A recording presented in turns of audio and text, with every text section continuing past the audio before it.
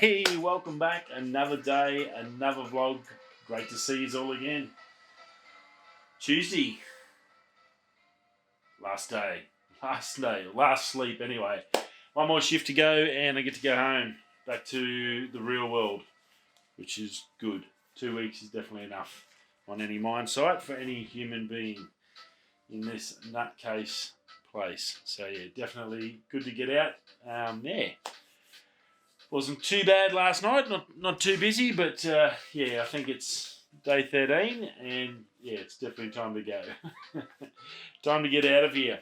Not too much coming up on the things. I'm still working on the photos. Photos are pretty much done. I've just started working on the video for the next week, for this week's videos. That's all going pretty well.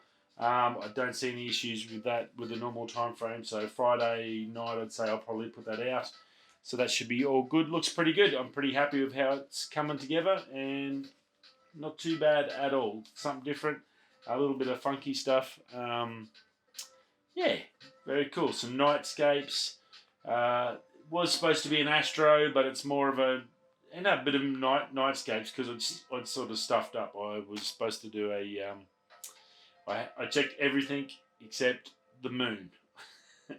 I was still in work time when I worked it out, and I had one time frame to get it done, and when I did it, and just the moon. So, but some of the nightscape shots come up really good. I'm really happy with how they are, and yeah, very good. So looking all good.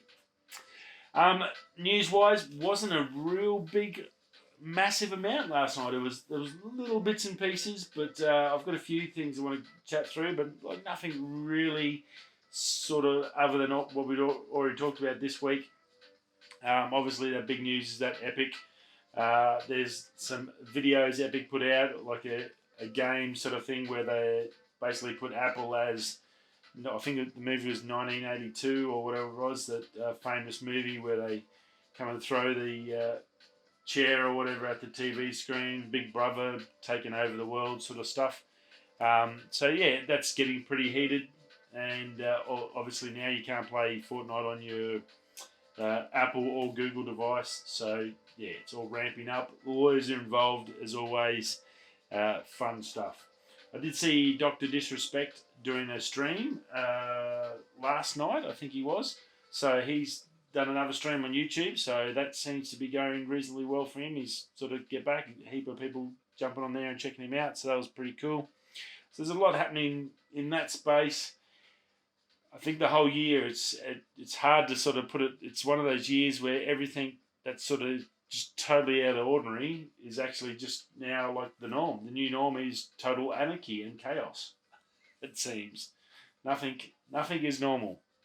Yes, very weird year, without a doubt. It'll be definitely one that I'll remember until I get burnt and dumped on the ground somewhere. So yeah, it's a funny times we live in.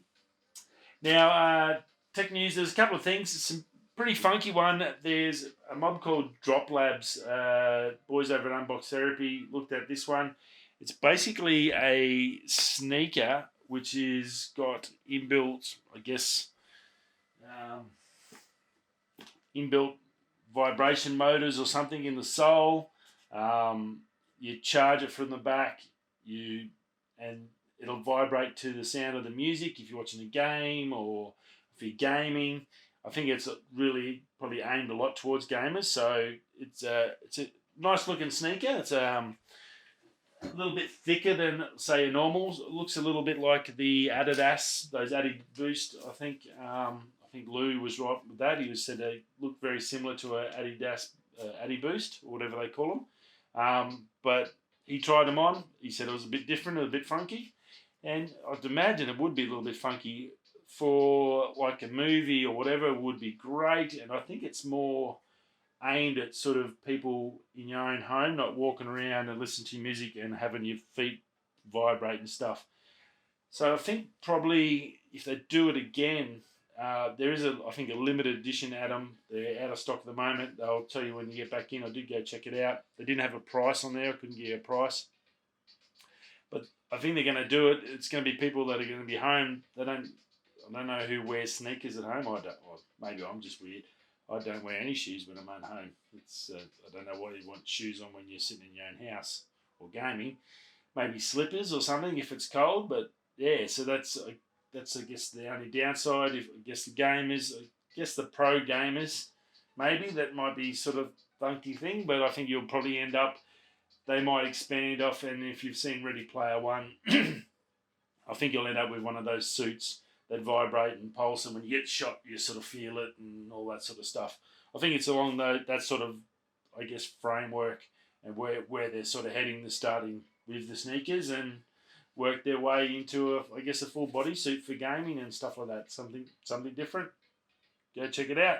It's called Drop Labs. They look really good. The quality looks good. Everything about them looks really good, and they work. So definitely something to check out if you're into that. If you want to try it out, it's something new. But as I said, they're pretty much all sold out at the moment. You can put your name down to find out when they're coming back in stock. But if they've been on Unbox Therapy, I'd say they're fairly chance it's going to be a fair wait, or it's going to be pretty well pumped in for the next lot that comes out. So pretty cool. Speaking about funky sort of crazy stuff, Caviar, we've talked a few times about the phones that they do, like solid gold phones. They did the Cybertruck phone, like 50, 100 grand, ridiculous phones. Basically take Apple phones and then strip them, rebadge them, mold them in precious metals and crazy stuff. Well, they're doing a SpaceX theme one, and it's towards sort of Elon Musk. It's called Musk Being on Mars. So obviously aiming towards Leon with SpaceX. It's got the space shuttle, and they're saying it's got a piece of the actual SpaceX shuttle as part of the phone. They're also advertising as having the iPhone 12, so you'll see a picture and it's got the 4 lenses, the same as what's rumoured to be coming out on the 12 later this year. So that's going to be pretty funky. I think they're sort of guesstimating what the iPhone 12 is going to be. Obviously, it's a pre-order at the moment, and it's a bargain too, only $6,000 US.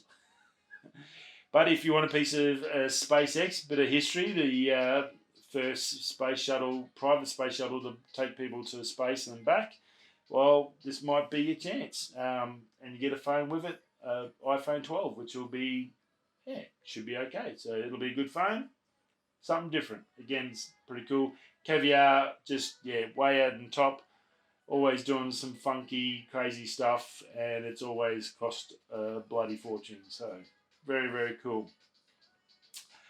New car, sports car, super premium, crazy looking car, very sort of Bugatti-ish looking in styling. It's called a Hyperion. It's a hydrogen electric hybrid, and it's good to go for 1,000 miles. They're saying it's going to do 0 to 60 in 2 seconds, so super fast. It's going to be the first hydrogen supercar. Looks the goods. It's going to cost a packet, guarantee you that, but definitely something. It's obviously in the prep stage now. They're doing prototypes. We'll see it down the track. It's going to something funky, but I thought I'd just chuck it in there. I did see just a quick excerpt on it. So yeah, very cool. Go check that one out. Excuse me. Now on the camera side, Panasonic new S5. So you've heard about the S1. It's one of their premium cameras. It's a fantastic camera. It's pretty big, the S1H. Wild bit of gear, does some crazy stuff. Basically, the S5 is a smaller version of that with a flippy screen at the back, at the side. So much like everything else, it's got that. Some of the specs, just run through them quickly. 24 megapixel full frame. It'll do Vlog. They're saying 14 stops of dynamic range. That's a massive amount of dynamic range. I'm not sure if that's accurate or how much. The specs on Canon Rumors were a little bit hard to sort of understand and read, so I'm hopeful I've got this right. I was trying to get it down, but it was a big jumble of mess the way they were talking. 4K, 2430 HD, high definition will be 60/30 frames per second. OLED viewfinder, 2.36 million dots. and then 1.84 million on the touchscreen 3-inch twisty panel or flip screen. Still using contrast autofocus, which is, as we know with the Panasonic, no good. It hunts, it misses, it loses you. I know Camera Conspiracies has talked about this when he talked about this camera as well tonight. They need to get away from that. They need dual pixel autofocus. It's proven. Sony uses it, Canon uses it, and it works a treat. They've got to go to that. The contrast autofocus just ain't going to sell cameras. That's no good at all. Just does not work for the video. And this is a video camera. It's not a photography camera as such. It's got 225 areas for and it's got face, eye, animal detect. It's got everything else. Just that contrast autofocus. I just don't think it's good enough for a premium camera. It's going to be a premium price. It's going to be going up against things like the A7S3 and the R5. I just don't think that contrast autofocus will achieve anything really. When you've got the Sony's just blown everything out of the water, and even the R5 on the photography side is amazing, and the new stuff we're going to talk about with that as well behind, like, yeah, it's just not good enough, unfortunately. 50 to 250 to 200,000, 204,800 ISO, only 5 frames per second mechanical, 7 electric. So as I said, it's nothing to do with photography. It's just basically a video camera. So it's really comparison is against the A7S III, and I just don't think it's going to be good. Now it does have 6K, 4K photo, and you know from my Lumix when I did that, I said in the video with that Lumix trial, it's bloody useless. I don't know if it runs the same system, but on the Lumix you could do a 4K photo, and it gives you like 30 seconds or 10 seconds of 4K footage, and then gives you frame by frame, and you can pick your frame. But you've got to stop what you're doing, go through every single frame, pick the frame on a tiny screen, and then pick that when you can't see any detail, you can't zoom in, and while you're trying to shoot and you're out doing stuff. So if something else comes up, then you can't get that photo, you miss a photo. So that just doesn't work. That's just, I can understand what they're doing, and it'd be good if you could do it in post. You could take that and then go in frame by frame, but I tried to do that, and all it does is gives you like a 10-second video file, which is pretty much bloody useless. So yeah, I don't know what they're thinking about that. 10-bit, obviously they already had that, and dual card slot SD, no CFS Express, and it does have USB-C, but I looked in the specs, and again, these aren't locked and loaded, but these are pretty close, I think. It didn't say anything in there about recording direct to SSD, which I think, I don't know why I seem to be the only one asking for it, but I think Blackmagic does it, and also another mob that just brought out the 12K camera, they're doing it as well. I don't see in this day and age why you have to go to an SD card when I can get when I can have that's 1 terabyte there, and I can basically stick that on anywhere with a lucky band or just a thing, and that's as fast as you get, man. It's 500 megs a second, like how fast, that's gold. And then I can pull that straight off, plug it straight into the laptop, and I'm away. I don't have to worry about SD cards, SD card readers, all that rubbish. When you can have that, and these are pretty much bulletproof between like that WD and the Samsung T5, T7. Like you can't beat them quality wise, so why would you worry about Proxy 2 cards and CF Express when you've got something like that? I think it's the way forward. A little bit strange, I think. Hopefully the new M50 or the top of the range new M will be straight to SSD, USB-C on there, so we can do that. That would be awesome. That would be very, very cool. So yeah, I don't think from specs wise, once we get it out, we'll see it. I just don't see how it's going to really be a big seller, unfortunately. Now the Canon RF, the rumours, Matty Hoppier was talking about it tonight, that he was saying there's a few rumours floating around about the R5 being basically a cripple Hamel feature. The overheating is actually, the camera's not overheating, it's just the camera saying it's overheating. which is really, really strange. And I think he was the same, and I found it was pretty interesting to sort of, as a concept. And the channel had gone on there and measured it. They'd had it running, measured it while it was running, and when it was saying it was overheating, it was exactly the same temperature as when it started. It hadn't got, physically had not, the temperature of the camera had not increased, but the camera was saying yes, it's overheating, but it wasn't. So that was strange. And even on the cool down period, he's saying the times are ridiculous for that. And this channel, that I can't remember the channel that he talked about, my apologies, but they'd measured that, and it didn't need anywhere near as that long to cool down. It had actually cooled down well before what it says it needed, but it still wouldn't let you use it. It was like some sort of software thing in there to cripple it. Basically, the cripple hammer in full effect. So very strange that a company would cut off, what's that old saying, cut off its own face to save itself, or whatever it is. Yeah, a little bit weird, I think. Very weird. I'd hope not. I don't know why they would, but then it's camera companies, for some reason, do some strange and funny things. I've found since I've started the channel again, and it's weird what they do add and don't add, and what they, some of the basic stuff they leave out and put crazy stuff in. You know, like 8K. You don't need 8K. No one can see it.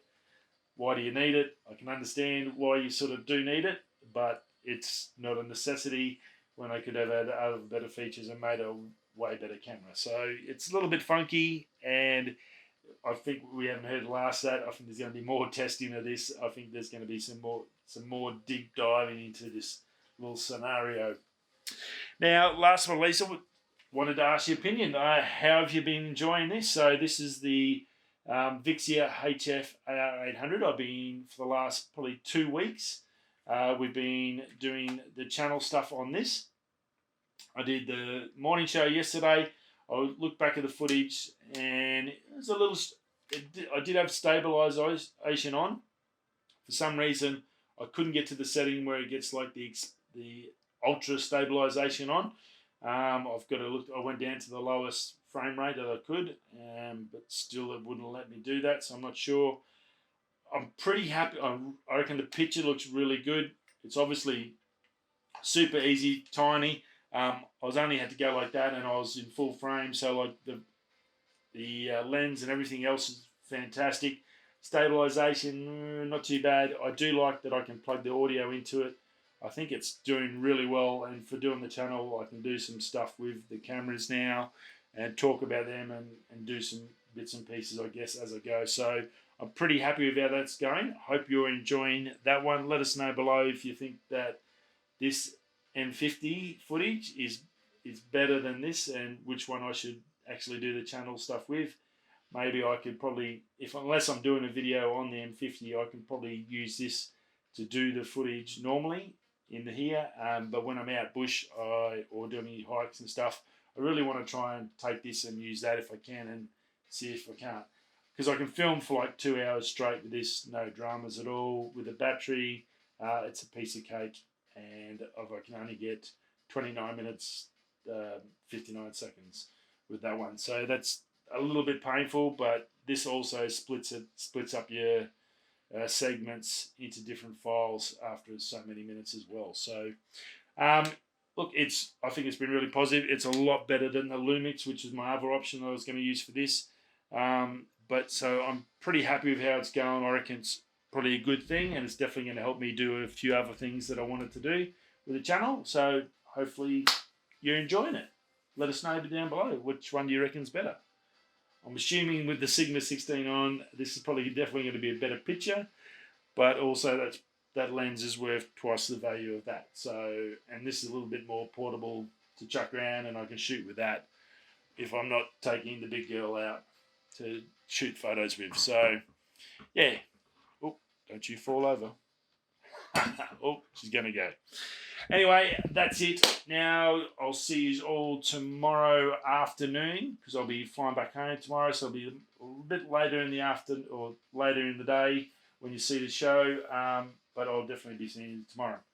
Have a great Tuesday, and thanks for stopping by. It's good to see you all again, and stay safe. Radio, whether you're coming that way, go on that way. I'll see you tomorrow. Peace.